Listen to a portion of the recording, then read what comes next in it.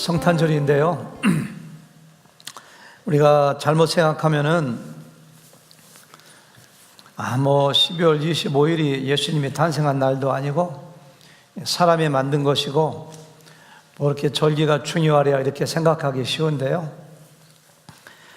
성경을 읽어보면은 우리 하나님께서는 절기를 굉장히 중요시 여깁니다.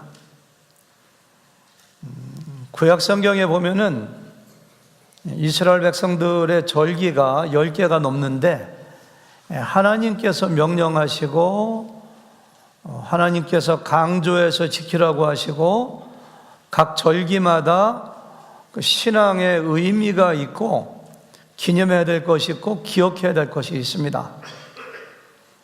이를테면은 이스라엘 백성들이 애굽의 바로의 왕 밑에 노예 생활하다가 10가지 재앙을 통해서 해방받은 그 유월절만 하더라도 하나님께서 유월절을 반드시 지키라고 굉장히 강조를 하세요. 유월절에 양을 잡아 그 피를 문설주와 인방에 발라서 죽음이 지나가고 구원받은 것을 기념하기 위하여 유월절 되면 양을 잡아 양고기를 먹어라. 그리고 바로왕의 노예 생활하면서 고통받고 어려웠던 것을 기념하기 위해서 쓴 나물을 먹어라. 누룩이 들어가지 않은 빵을 먹어라. 하나님께서 강조하시고 유월절을 지킬 때마다 하나님께서 영광 받으시고 축복해 주세요. 유월절을 일주일 동안 지내는데요, 그걸 무교절이라고 하고요, 그 중간에 초실절이 있어가지고 보리라든가 밀이라든가 처음 열매를 한 단 베어가지고 하나님께 흔들면서 제사 지내는 것도 하나님께서 명령을 하세요. 유월절이 지난 다음에 50일째가 되면은 오순절인데요, 맥추절이라고도 하는데요, 그것도 굉장히 의미가 있고 하나님께서 맥추절을 오순절을 반드시 지키라고 이야기하고요, 그때마다 이스라엘 백성들은 전국 각지에 흩어져 있다가 예루살렘 성전에 와서 하나님께 감사하고 제사하고 하는 모습을 볼 수가 있습니다. 구원사역도 이 절기에 맞춰서 예수님께서 십자가에 죽으신 것은 유월절날 죽으셨고요, 초실절은 예수님의 첫 열매 되신 부활을 상징하기 때문에 초실절날 부활하셨고요, 오순절은 성령을 강림을 의미하기 때문에 오순절에 성령이 강림하셨어요. 이렇게 절기에 따라 이 구속의 사역도 이루어져요. 7월달이 이스라엘 달력으로 7월달이 새해 첫 달인데요, 7월 1일은 나팔절이라고 해서 신년절이라고 해서 성대하게 하나님께 제사 지냈고요, 7월 15일은 속죄일이라고 해가지고 또 절기가 되고요, 가을이 되면은 장막절이라고 해가지고 또 이스라엘 백성들이 38년 동안 광야에서 고생했던 걸 기념하며 그 가운데 지켜주시고 보호해 주시고 인도해 주신 하나님의 은혜를 지키는 장막절이 있어요. 지난 금요일날 공부했습니다만 저지난주인가요?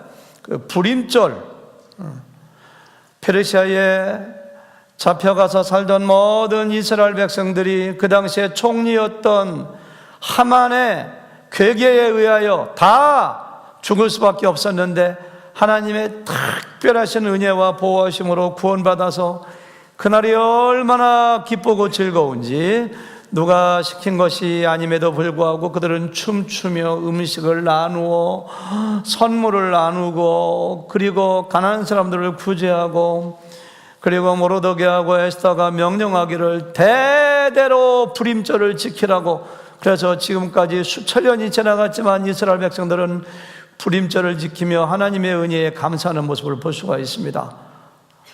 우리 기독교의 대표적인 절기가 3개가 있는데요, 하나는 예수님이 세상에 오신 성탄절, 하나는 부활절, 하나는 추수감사절. 어떠한 모양으로 제정되었든지 간에 하나님의 특별하신 계획과 하나님의 뜻이 있다고 생각합니다.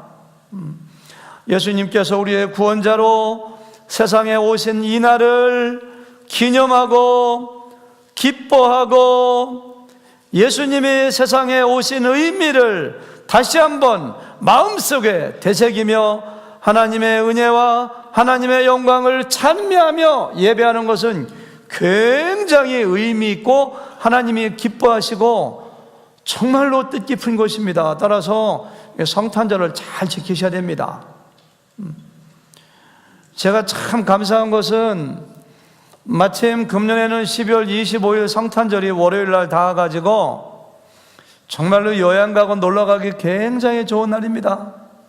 금요일 날 오후에 퇴근하면은 금요일 날 오후에 여행 가서 토요일 날 그리고 주일 날 그리고 내일 세상 사람들에게는 정말로 여행 가기 좋은데도 불구하고 여러분들은 하나님이 기뻐하시는 성탄절을 교회에서 하나님께 예배하며 성도들과 교제하며 지키기 위해서 놀러가지 않고 여기 오신 것 정말 잘하셨습니다. 승리하셨습니다. 할렐루야. 제 옆에 사람에게 손을 꼭 잡아주시면서 승리하셨습니다. 축하합니다. 성탄절 잘 지키시네. 이렇게 한번 인사하시겠습니다.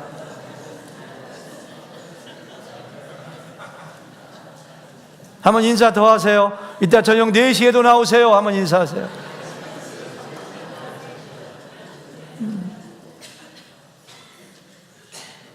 제가 구약 성경을 공부하고 연구하면서 절기를 대충 지내서는 안 되겠다는 생각을 했어요. 하나님이 기뻐하시는 거예요. 하나님이. 오늘 성탄절도 정말로 말씀을 묵상하며 하나님의 은혜를 기억하며 그동안 용서하지 못했던 사람들을 용서하며 주님의 세상에 오심으로 나의 인생이 얼마나 바뀌었는가. 예수님의 세상에 오신 것은 나의 운명과 나의 구원과 직결되는 문제이기 때문에 다른 사람의 이야기가 아닙니다. 가족과 함께 그 주님의 하나님의 은혜를 생각하며 보낸다면 성탄절을 정말로 뜻깊게 잘 지내는 것이라고 생각합니다. 오늘 우리가 읽었던 하나님의 말씀은 예수님의 아버지 요셉과 예수님의 어머니 마리아가 약혼한 상태에 있을 때 마리아가 요셉과 동침한 적이 없는데 임신했을 때 요셉이 얼마나 당황하고 당혹스러웠는가. 그리고 그때 천사가 나타나서 요셉에게 했던 말들을 여기에 기록하고 있습니다. 성경을 읽을 때 내가 성경에 등장하는 인물의 입장에 가서 성경을 읽으면 굉장히 실감 있게 이해가 될 때가 많습니다. 여기에 있는 남자분들 한번 요셉이 되어보세요. 나이가 20살 되었을까 21살 되었을까 정말로 꽃피는 청춘으로 아름다운 여인과 믿음이 신실하고 정말 신뢰할 만한 여인과 약혼의 깊은 사랑에 빠져 있습니다. 같은 동네에 살면서 날마다 만나서 데이트하고 생각만 해도 가슴이 뛰고 정말 아름다운 여인인데 어느 날 만났는데 약혼녀가 자꾸만 헛구역질을 하는 거예요. 자기 왜 그래? 어디 아파? 글쎄 체했는가 봐. 나중에 보니까 그것이 입덧이에요. 입덧. 자기하고 손도 안 잡아봤어요. 동침한 적이 없어요. 임신을 한 거예요. 임신을. 이러면 남자분들 생각해 보세요. 그러면 그 마음이 어떻겠습니까? 우리 엄정호 목사님 어떨 것 같아요? 예? 박혜롱 이사한테 물어보세요. 박혜롱 이사님 마음이 어떨 것 같아요? 우리 석규기 자매님 절대 그럴 분이 아니지만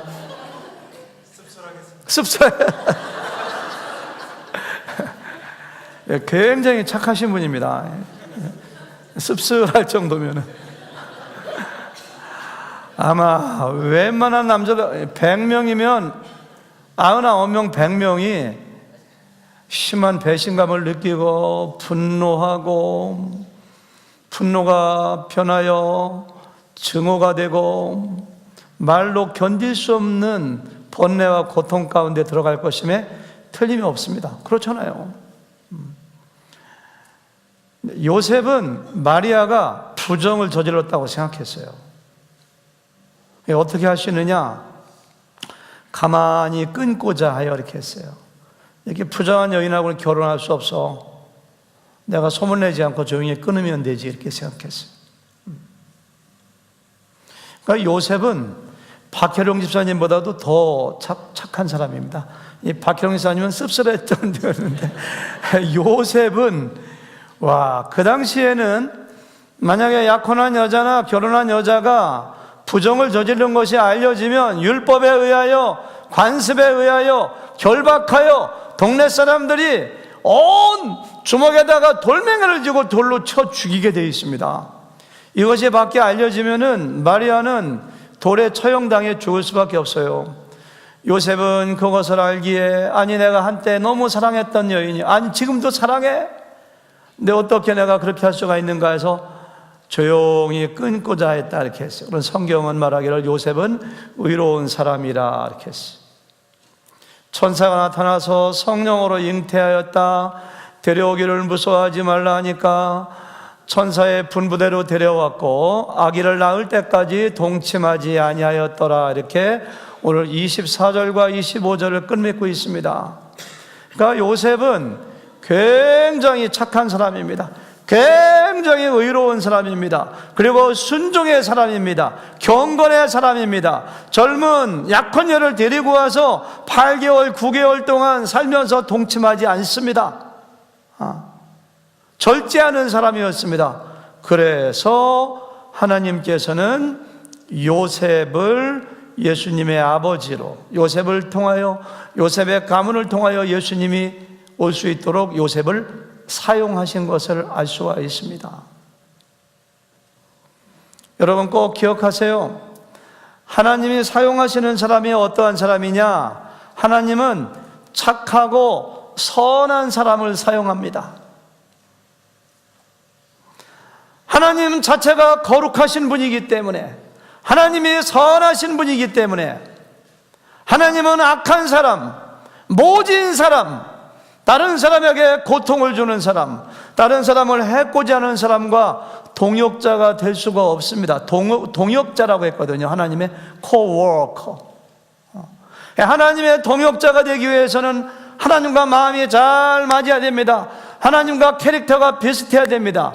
따라서 하나님이 사용하시는 사람들은 의롭고 착하고 다른 사람들을 배려하고 다른 사람들을 사랑하는 그러한 사람들을 사용하시는 분이 바로 하나님이십니다. 제가 지난 금요일에는 누가복음 1장 말씀을 가지고 마리아에 대해서 이야기했는데요, 마리아에게 붙은 별명이 뭔지 아세요? 은혜 받은 자요. 이렇게. 마리아 은혜 받은 사람입니다. 두 번에 걸쳐서. 다른 데서는 복 받은 자요, 복 받은 여인이요, 은혜 받은 자요.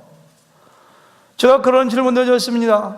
마리아가 왜 은혜 받은 자인가? 마리아가 왜 복 받은 자인가? 세상에 예수님을 낳고 결혼도 하기 전에 아들 낳았다는 따가운 눈총을 어쩌면 요셉에게, 집안 사람들에게, 동네 사람들에게 받으며 예수님이 왜 나 알지도 못하는 12명의 젊은 청년들을 제자 삼아 알지도 못한 이상한 이야기를 하고 다니시고 동네에서 핍박받아 낭떠러지에 떠밀어 죽이려고 하고 핍박을 받으며 여인으로서 가장 기구한 운명을 가진 여인이 어떤 사람이냐? 자기 아들을 먼저 보내는 거 아닙니까?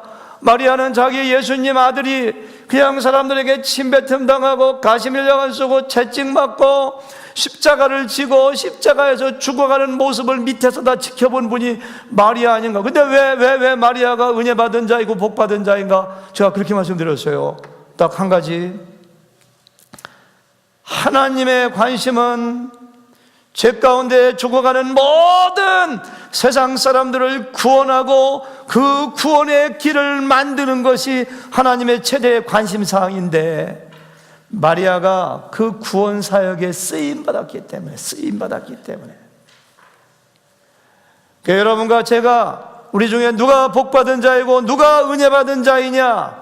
부자로 오래 살고 건강하고 높은 자리에 올라가고 사람들에게 존경받는 사람들이 오래 사는 은혜 받은 자가 아니고 어떤 사람이에요? 바로 구원받아 하나님께 쓰임 받는 사람. 쓰임 받아야 돼. 쓰임 받아야 돼요. 하나님께서는 왜 마리아를 선택하여 그 당시에 수많은 여인들이 있었지만 하필이면 그 시골 처녀, 가문도 별로 좋지 않고 배운 것도 어떤지 모르지만 그냥 평범한 여자 마리아를 왜 선택하셨는가?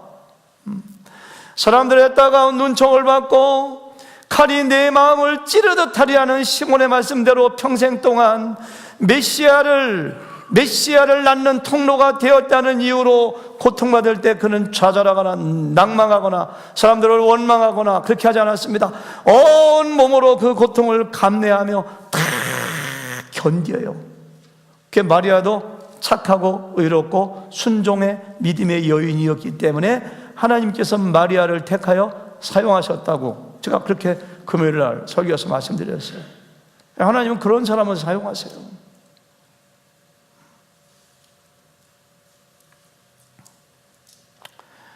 오늘 성탄절을 맞이해서 한번 각자 자기에게 좀 물어봤으면 좋겠어요. 난 얼마나 선하고 착한 사람인가? 나 하나 때문에 내 주변 사람 누군가 고통스러워하면은 죄송하지만 당신은 선하고 착한 사람 아닙니다.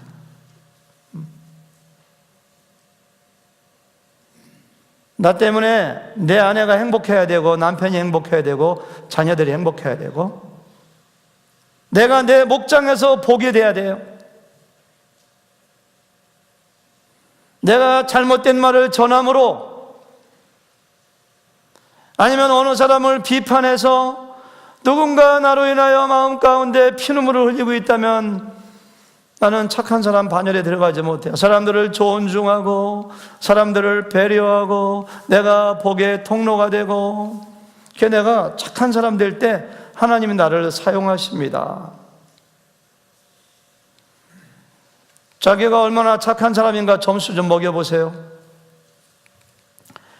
마리아나 요셉처럼 정말로 나는 착하다 10점. 나는 성격이 모질고 악해가지고 사람들에게 고통을 주고 별로 안 착하다 빵점. 0점부터 빵점 하니까 느낌이 이상하네. 0점이랄까 0점 0점, 1점, 2점, 10점까지 해가지고 저 맨 뒤에 앉은 조국현 전사님 몇 점 정도 되세요? 7점. 와 대단하시네요. 제가 이렇게 여쭤보는 이유는요, 정말 얼마나 착한 사람인가. 하나님이 착하시는 분이고 하나님이 선하신 분이기 때문에 내가 하나님의 동역자로 하나님께 쓰임받기 위해서는 그런 사람 돼야 되는데 내가 모질고 악하고 여기저기 가서 문제 일으키고 상처 주고 여기저기 막 다투고 갈등의 요인 되고 여러분들 예수님 믿는다고 저절로 이렇게 바뀌는 것이 아닙니다. 그렇다면 어떻게 하나님이 그 사람을 사용하시겠습니까? 그 사람 사용하지 못해요. 바나바 같은 사람 보세요. 얼마나 사도행전에 보니까 위대하게 쓰임받은 사람입니까? 본래 이름은 바나바도 요셉입니다. 요셉. 그런데 자기의 재산 팔아서 어려운 사람 도와주고 누가 슬픔 당하면 위로해주고 얼마나 사람들을 많이 배려하는지 별명이 붙였는데 바나바, 이렇게 나바의 아들. 나바가 뭐예요? 위로의 아들. 별명이 본명처럼 되어 있는 사람이 바나바입니다. 사도 바울이 예수 믿는 사람들을 핍박하고 잡아 가두니까 그러니까 하나님께서 사도 바울을 다메섹에서 만나주시고 예수님께서 만나주시고 회심하여 하나님의 자녀가 되었는데 사람들이 믿지 않습니다. 신뢰하지 않아요. 반가워하지 않습니다. 그러니까 자기의 고향 길리기아 지방 다소에 가서 초야에 묻혀서 잊혀진 사람이 되었을 때 바나바는 안디옥 교회 담임 목사로 갈 때 그 바울을 기억하고 누가 주도권을 잡을 것이냐 누가 담임 목사가 될 것이냐 그런 거 신경 쓰지 않고 바울을 안디옥 교회 담임 목사로 앉히고 자기는 헬퍼로 되고 선교사 할 때도 자기가 헬퍼가 되고 바울을 앞세웁니다. 와, 근데 바나바가 어떤 사람이냐? 착하고 믿음과 성령이 충만한 사람이더라.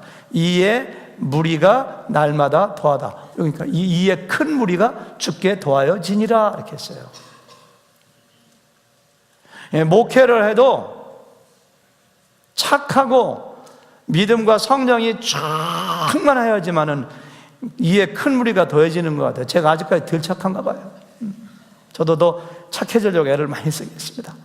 목장을 해도 목자 목녀가 착하고 사람들을 배려하고 사람들을 섬기고 그럴 때 무리가 목장도 더 잘 되고요. 그렇습니다. 모든 원리가 그래요. 하나님이 그런 사람을 사용하세요.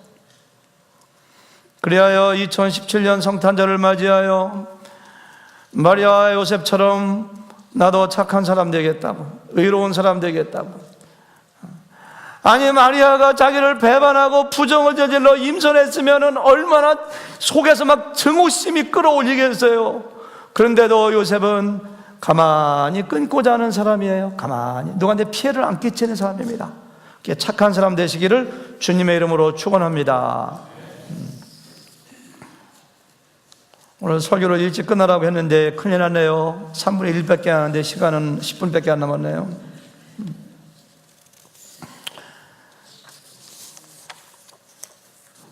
천사가 찾아와서 요셉에게 세 가지를 이야기합니다. 첫 번째는, 야 마리아, 부정 저지르지 않았어. 마리아, 성령의 능력으로, 하나님의 능력으로 잉태한 거야. 이렇게 얘기했어요. 믿기 어려운 겁니다. 왜냐하면 역사 가운데 그런 일이 없었어요. 천사가 와서 요셉에게, 야, 너 마리아 데려오는 거 무서워하지 마. 마리아가 다른 남자하고 부정 저지른 것이 아니라 하나님의 능력으로 아기를 가진 거야. 이렇게 말씀하세요. 제가 이 말씀을 깊이 묵상하면서 생각해 봤어요. 하나님께서 구원자 예수님을 세상에 보내시는데 왜 예수님은 꼭 이런 방법으로 아기 예수로 혈과 육을 가진 마리아의 자궁에 임신되어 그 태를 통하여 그리고 성령으로 잉태되어 오셔야만 됐는가? 아까 성가대 이영빈 자매님이 뭔가를 낭독할 때도 보니까 예수님은 세상에 오시기 전에 천상의 하나님과 함께 계시던 분입니다. 그분은 하나님이십니다. 그 하나님이 죄에 빠진 모든 인간을 구원하기 위하여 역사의 벽을 뚫고 인간 세상에 오실 때 왜 그런 방법으로 오셔야만 됐는가? 한국의 신라 시대를 창건한 박혁거사라는 분은 신화에 보면은 알이 떨어져 가지고 알 속에서 나왔다는데, 그냥 유성이 떨어지는 것처럼 온 세상 사람들이 보는 가운데 캡슐을 타고 아니면 하얀 옷을 입고 내가 하나님의 아들이라면서 그냥 슉 내려오시면 얼마나 좋았을까? 아니면은 그 당시에 최대 강대국이었던 로마 황제와 부인 사이에 정상적인 남녀 관계를 통해서 왕으로 왔다면 세상을 구원하기에 얼마나 좋았을까? 예수님은 하나님으로서 직접 하늘에서 내려오신 것도 아니에요. 그렇다고 정상적인 남녀 관계를 통해서 오신 분도 아니에요.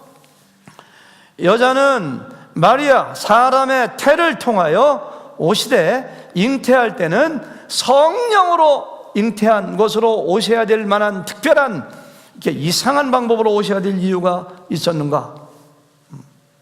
이것이 오늘 말씀을 묵상하면서 제가 던진 질문입니다.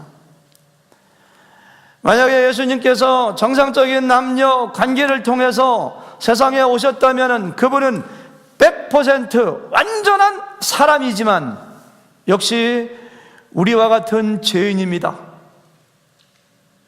따라서 죄인이 죄인을 대신해서 십자가에 죽을 수가 없습니다. 따라서 만약에 완벽한 남녀관계를 통해서 그분이 세상에 오셨다면 죄송하지만 그분은 우리의 구원자가 될 수가 없습니다.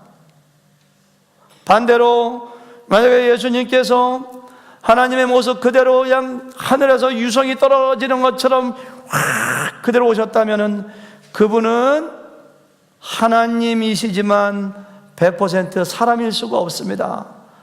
하나님은 육을 가지신 분이 아니요 영이시거든요.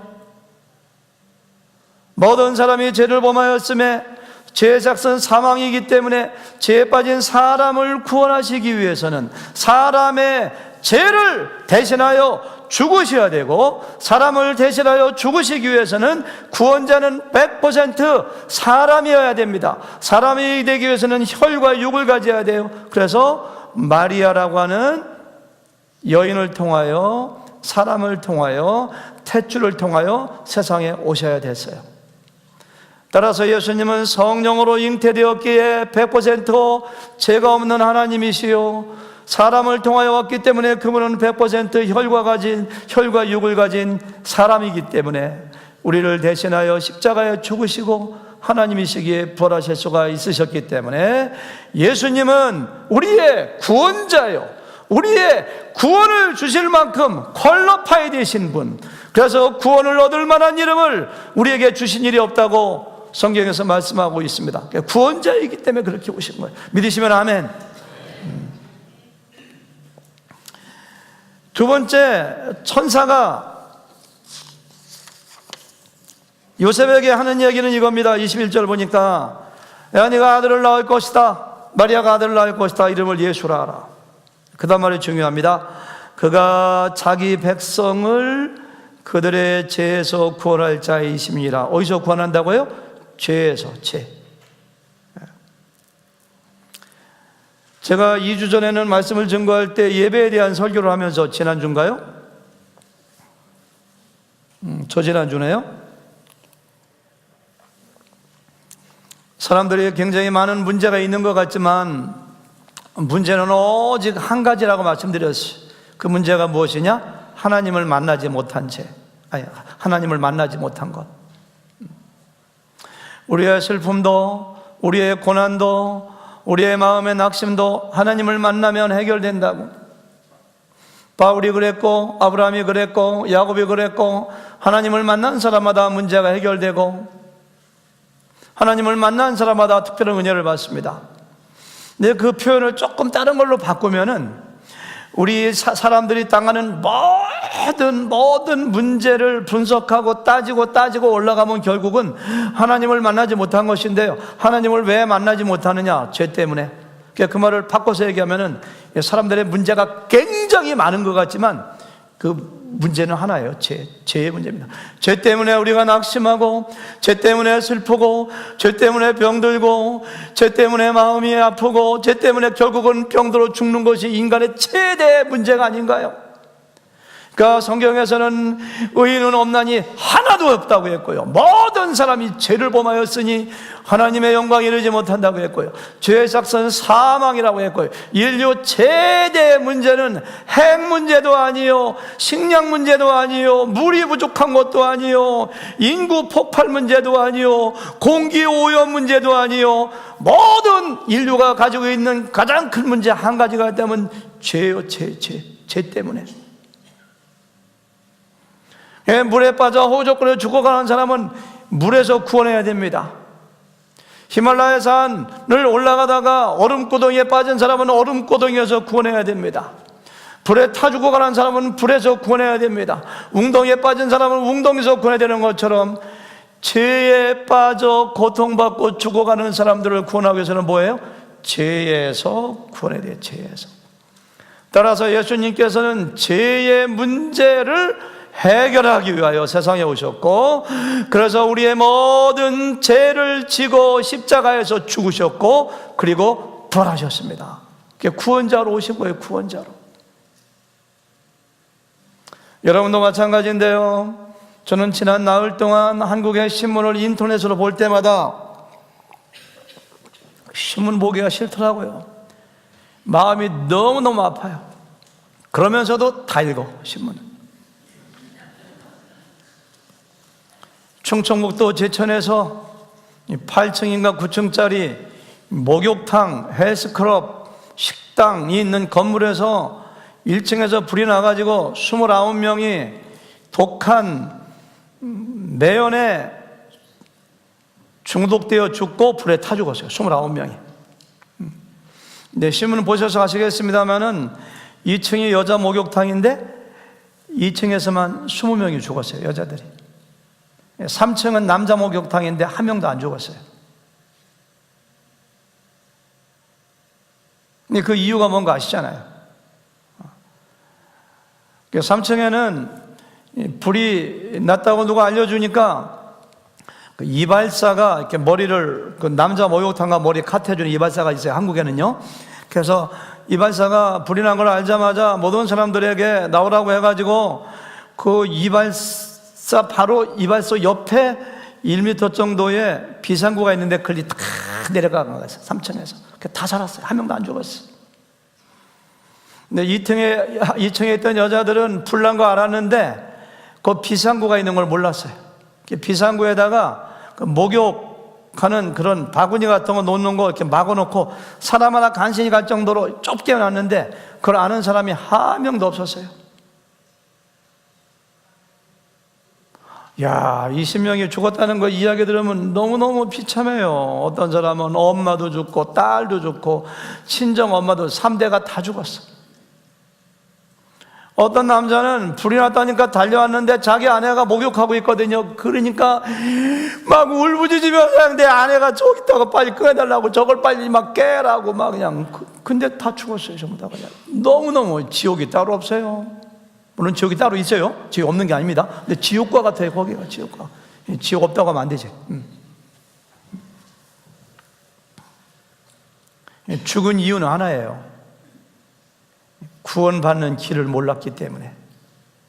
오늘 신문 잠깐 보니까 불과 보름 전까지 2층 여자 목욕탕에서 매점을 하던 아줌마가 울먹이면서 뭐라고 했느냐면은 내가 매점을 그만두지 않았으면 살았을 텐데, 이렇게. 나는 아침에 저녁에 퇴근할 때마다 그 비상구를 통해서 갔는데 거기 있는 사람들이 1년째 표 끊어가지고 날마다 목욕하는 사람인데 그렇게 됐다고. 내가 있었으면 살았을 텐데. 예수님께서 내가 길이요 진리요 생명이니 이렇게 했거든요. 예수님은 구원의 길인데 사람들이 구원의 길, 그 비상구를 몰라요. 몰라. 정문에 그 유리문 2개가 있는데 그 틈틈으로 연기가 막 밀고 들어오는데 어떻게 나가? 근데 거기 다 몰려서 구원의 길이 아닌 넓은 문으로 가서 모여있다가 전부 다가 연기에 질식돼 죽었죠. 바로 옆에 비상구가 있는데, 구원의 길이 있는데도 예수님이 길이라고, 천국 가는 길이라고 아무리 이야기해도 사람들이 몰라요. 제 가운데 빠져 죽어가는데도 불구하고 2층 목욕탕에 있는 그 위에 있는 그 문을, 창문을 깨기만 했어도 다 살았어요. 근데 그 깨는 사람이 없었어요. 그 사람들이 막 연기에 질식돼가지고 막 콕콕거리면서 죽어가는데, 어떤 사람이 그냥 초인적인 힘을 가진 사람은 그냥 햄머로 그 유리를 깨가지고 그 사람들을 구원한다면 그 구원자가 얼마나 위대하고 감사하게 생각되겠어요. 정말 그런 일이 있었더라고. 이번에 어떤 남자가 자기가 7층인가 8층에서 뛰어내릴까 옥상 올라갈까 하다가 비상구를 통해서 막 내려오는데 2층인가 어디 내려 어떤 여자 2명이 쓰러져 있더래요. 그래가지고 자기는 젊어서 씨름 선수였기 때문에 여자 하나를 어깨에 둘러미고 하나는 거기서 쓰러져 있는 여자를 둘 다 데리고 나와서 밖에 놨더니만은 한 여자는 2, 3분 만에 깨어났고 한 여자는 깨어나지 않아가지고 병원에 옮겼더니만 살았다고. 그런 얘기를 이렇게 하시더라고요. 구원자예요. 그런 사람은 구원자. 영적으로 세상의 모든 사람들은 죄로 인하여, 허물과 죄로 인하여 죽었고 멸망해 가고 있어요. 굉장히 시급합니다. 근데 예수님께서 그들을 구원하기 위하여, 죄 문제를 없애기 위하여, 독가스 연기를 없애는 것처럼 죄를 없애요 구원하시기 위해 세상에 오신 구원자라고 오늘 여기서 말씀하고 있는 거예요. 자기 백성을 죄에서 구원할 자임이라, 그걸 얘기하는데 이상하게 요셉은 그 말이 믿어져요. 마지막 세 번째 이야기했던 것은 임마누엘 하나님으로 오시는 분이 예수님이라고 얘기해요. 이사야서 7장 14절 선지자가 하신 말씀을 이루러 오신 분이다. 보라, 처녀가 잉태하여 아들을 낳으리니 그의 이름을 임마누엘. 예수님의 이름은 예수라는 이름이 본명이지만은 그분의 닉네임, 별명 하나가 임마누엘. 다 같이 임마누엘. 하나님이 우리와 함께 계시다. 구약시대에는 하나님은 멀리 계신 분입니다. 하나님은 너무 무서운 분이라 가까이 나아갈 수가 없습니다. 조선시대의 백성들이 임금님을 만나볼 수 없는 것처럼 그렇게 깊은 곳에, 그렇게 멀리 가까이 가면 사람이 죽습니다. 출애굽기 19장에 모세가 하나님에게 십계명을 받고 언약을 행사할 때 이스라엘 백성들에게 하나님 말씀하십니다. 백성들에게 나에게 가까이 나오지 말래. 가까이 나오면 죽는다. 그래서 산 밑에서 옹기점처럼 연기가 올라가는 걸 볼 수밖에 없는, 하나님을 가까이 갈 수가 없어요. 하나님 한번 만나려면은 자기가 직접 만나지 못하고 양이나 소나 재물을 가지고 재물의 힘을 의지하여 제사장이 대신 만나주시는 것이 구약시대의 하나님이었죠. 왜? 죄 때문에. 따라서 예수님이 오심으로 말미암아 죄 문제가 해결됨으로 말미암아 예수님인 하나님이신데 우리와 함께 계시는 분, 그분이 바로